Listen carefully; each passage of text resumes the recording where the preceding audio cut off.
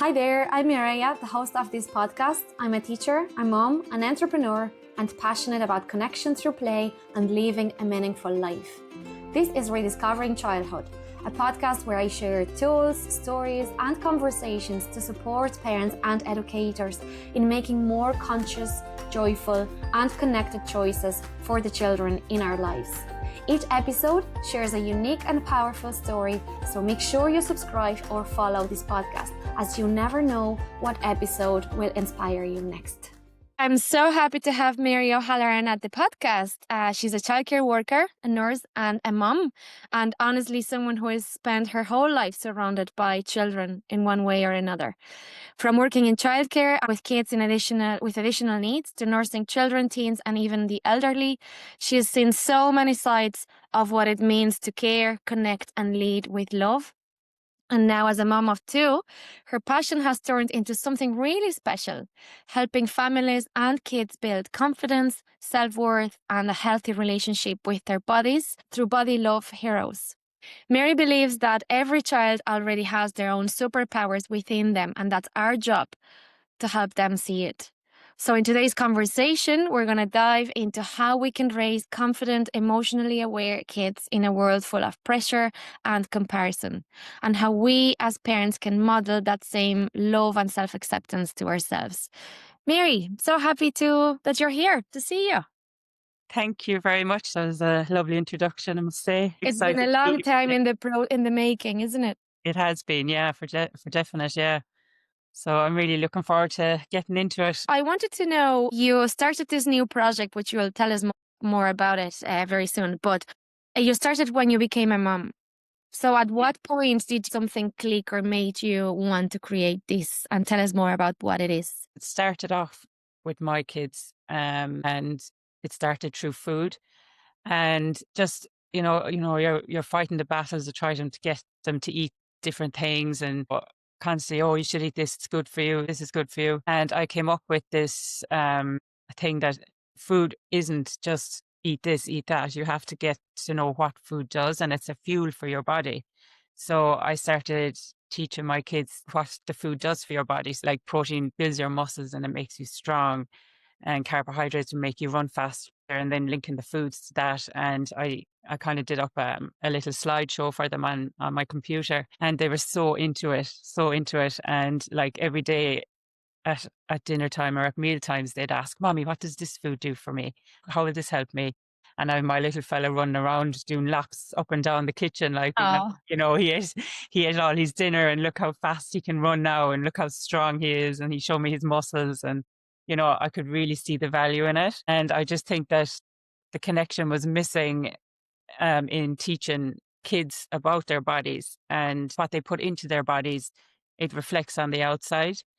And it started off with the food side of it, and it's kind of evolved to like their thoughts and their feelings and how we interact with them every day, and how we need to just build up their self-belief. Looking at it from the nursing point of view, a big thing for me was the rising numbers in kids' depression, anxiety, suicides have increased, child diabetes is increasing.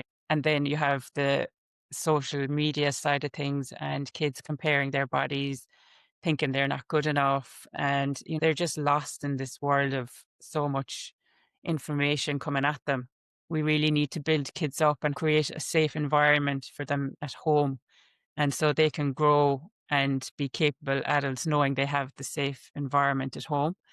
And it just takes awareness and a change in perspective, I think, and just little like micro connections every day, build in routines and rituals and stuff every day into the home environment that builds up their self-belief and capabilities, I suppose, going forward. Yeah.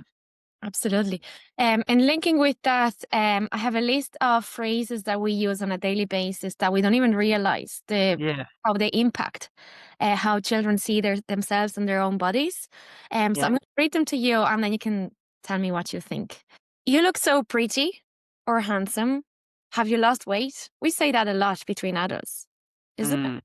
Mm. I can't eat that. I'll go straight to my hips. Oh, I hate my stomach. I hate my tights. I'm not tall enough. Oh, I wish I was taller. Or you don't need, I mean, you don't need dessert. You've had enough today. You're such a good girl for eating all your dinner. That's a killer. Yeah. I need to go on a diet. I was so bad this weekend. And then linking with emotions, you're too sensitive. Boys don't cry. You'll never fit into that. I'll never fit into that. That's not for me. I don't look good on that. I wouldn't look good on that dress. I wish I had your body. I wish I had your legs, or your metabolism. You have to exercise to burn that off. I remember when I was a teenager and I used to eat an ice cream and then go to the gym and I've checked the calories of the ice cream, 200 calories, and then walk on the treadmill until I burned 200 calories. That's not how it works. And then you don't eat too much, or I don't deserve that treat, or I work so hard today, I deserve this piece of chocolate. Yeah. They're all so Think damaging, about all these, isn't it? so damaging. Yeah, and I suppose we've been brought up in a time where all that has been normal, or you've heard it a lot. But I think now we know more, we know better. We have learned that all that is very damaging and impactful for to hear that growing up. I always think my daughter is my biggest teacher. She helps me to look at myself daily, and I have to change how I approach her because she doesn't like being told what to do.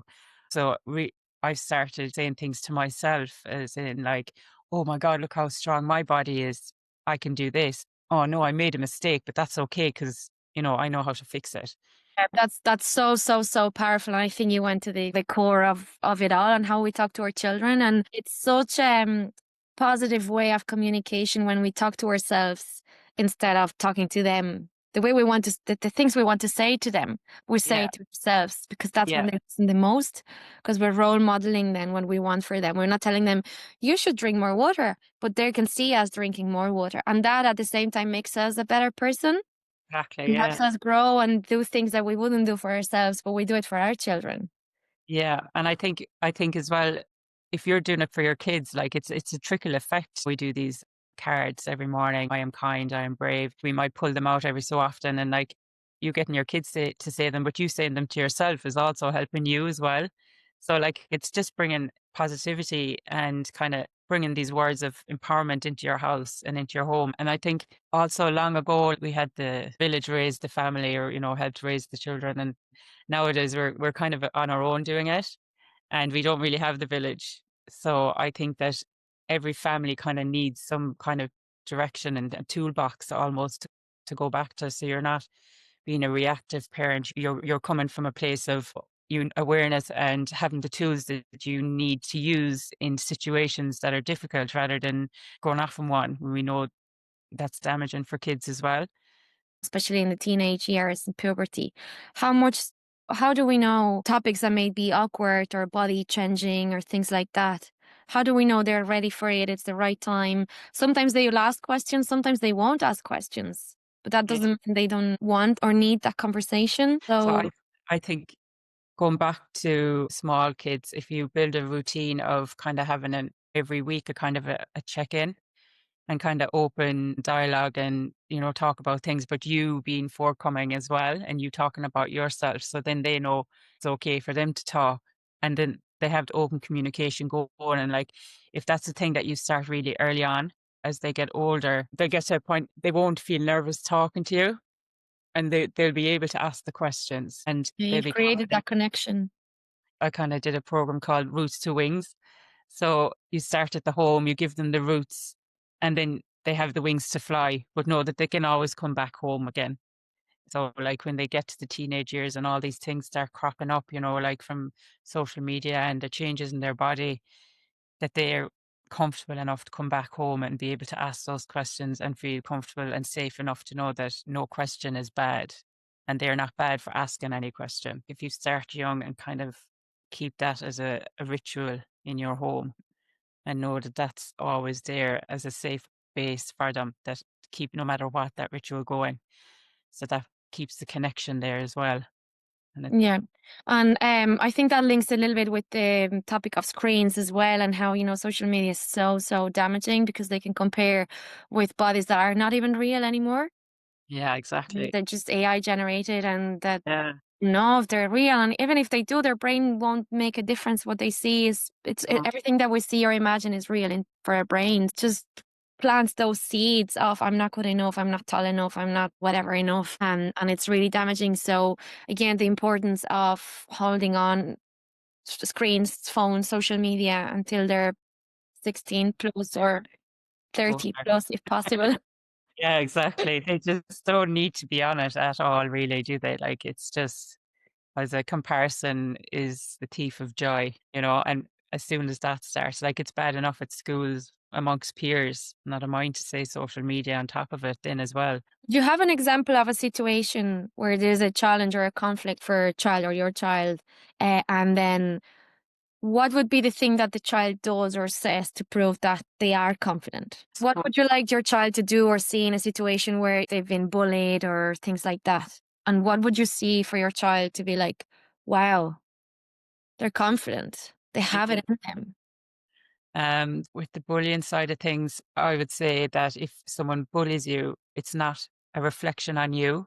You just have to say, okay, and walk away and just leave it at that because you know what they're saying to you is not true. So you can walk away from a bully knowing that what they're saying is not about you or a reflection on you, but it's about more about them. That you can come in and say, oh, they were bullying me, but I walked away because Yeah. I know what they said wasn't true about me. It goes back to the communication and the constant and the connection of building the skills and the strengths and make them really aware of who they are.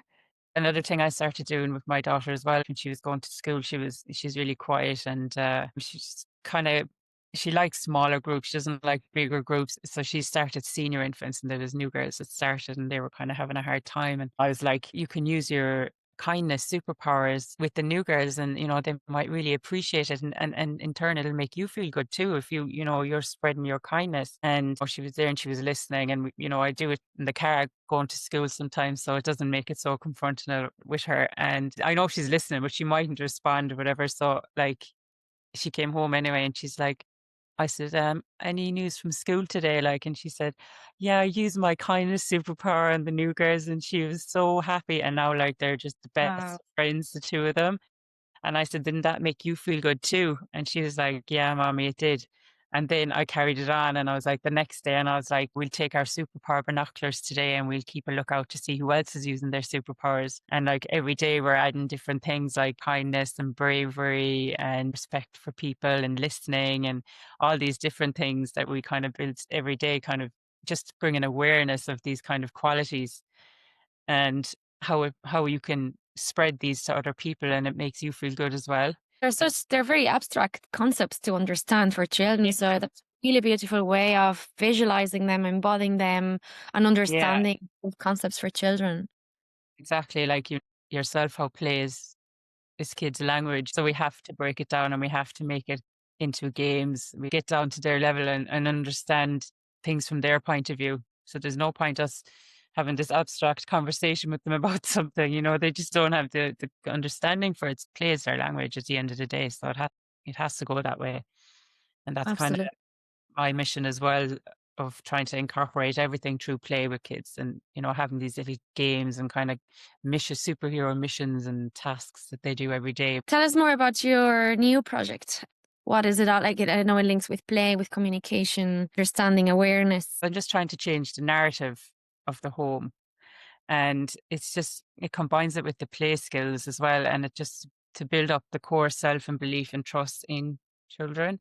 So I suppose that's kind of my overall mission, and it's kind of empowerment for kids and families to know that they have the capabilities and they can be the safe, protected environment at home.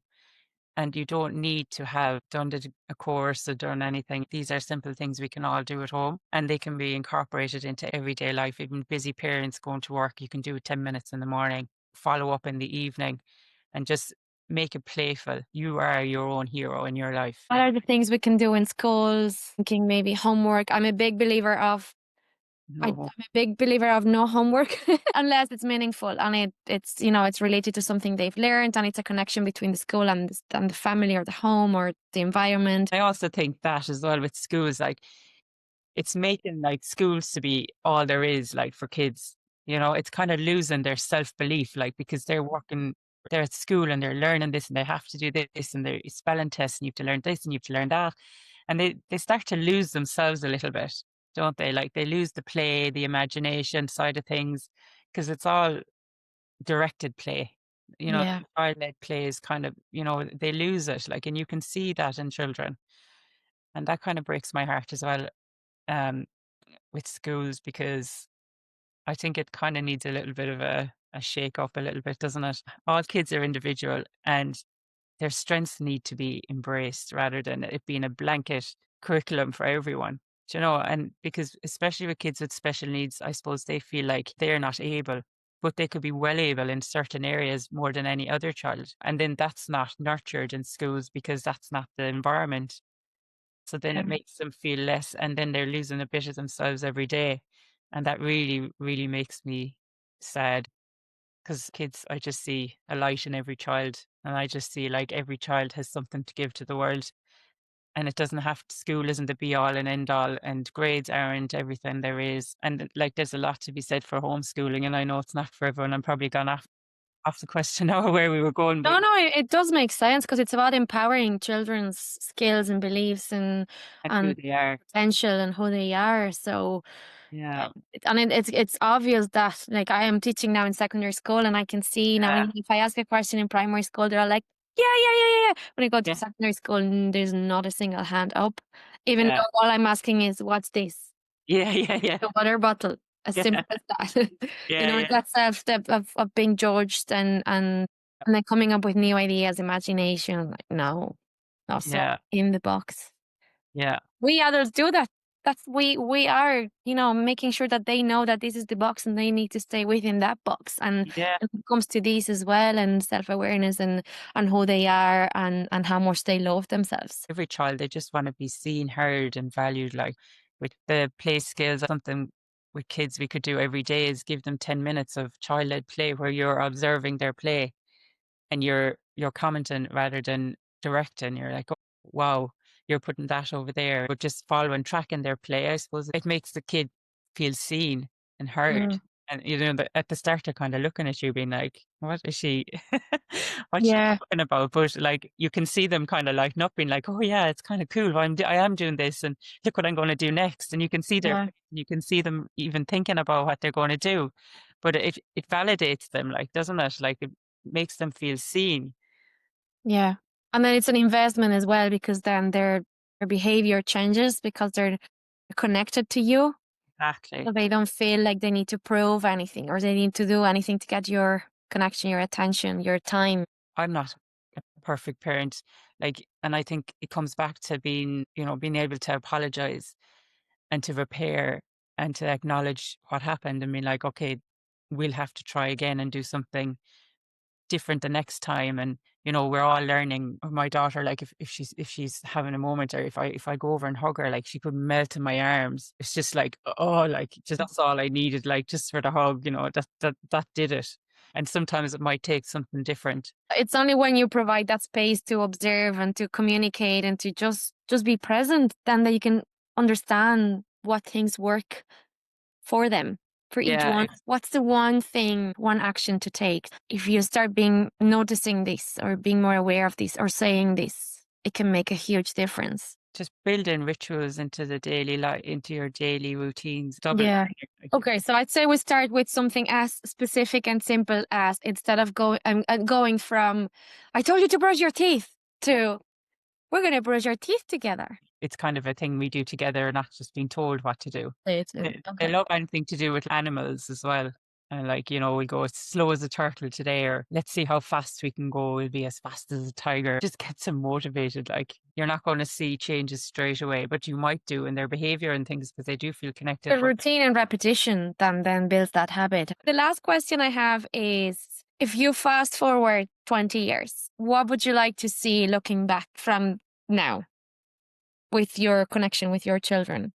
I suppose I would love just to be able to, be confident in letting them out in the world, knowing that they know that they can always come back to me no matter what, and that they're confident in themselves to be able to take on challenges and have the tools they need to deal with situations. I think I think that'd be massive. And you do that by the consistent conversations, quality time, space. Consistently, yeah. Consistently, and having that space of like every week kind of sitting down, talking about different things, emotions, how we deal with them, but knowing that emotions, they come and go, and there's things we can do to help. And just Exactly. to be able to see that change perspective and know that we are their safe space. It's build them from the inside out. I build a resilience from the inside out, just stripping everything back and bringing it back Yeah. to the basics. So Yeah, I think that's the core of your message, is really going back to basics, yeah, building a connection together and exactly. working on ourselves so we can role model what we want for our children. I think what you're doing is so impactful, so necessary. Bring that awareness and noticing. And I think every conversation that we have here on the podcast, but everything you do as well, it's planting a little seed in everyone's mind. And, you know, it'll be up to them then to water that seed and watch it grow and flourish. And Just even by implementing one different thing in the day, just to see the change, it will just get you thinking more and more. So like that's kind of what I've put together kind of for families, like to, if they want more, you know, there is more things there and more games and more ways around explaining things and understanding. I just want to also say, we read this book every night. It's so nice. It's called We Are Love. And it's about two little fairies, and they go on a little adventure and they want to find out the meaning of life. wow. And they meet different characters along the way who give them little nuggets of advice. And in the end, they meet the wizard, and the wizard tells them, you know, it's simple. Try not to hurt others the best you can. Look after your body and be your own fan. Love yourself deeply and spread it around, and care for all beings, the plants and the ground. Wow. And would it be like the meaning is different for each one of those characters? Yeah, so they meet different characters. So like along the way, they meet a giraffe, they meet a little unicorn. So the purpose of life is to play and have fun, to be happy and helpful and kind to each one. Okay. Yeah, so it's a really lovely little story that we read every night to Wow. my kids, and they really enjoy it. So yeah, I just wanted And to there's magic in reading the same story every day, isn't there it? there is like there's meaning behind it, and it's just you know it's really nice way to get messages across as well. Like storytelling Yeah. is very important for kids. Yeah. Absolutely. I think we both like to jump from one thing to another, but it's all connected. And I Yeah, think it did give a lot of information, and it did give a picture of the things that are most important in connecting with our children and growing up and, you know, being our own heroes. So exactly. Yeah. thank you for everything you do, and thank you for sharing it with us. Thank you for listening to this episode. Don't forget to like, share, and follow so you'll never miss out on upcoming episodes. See you next time!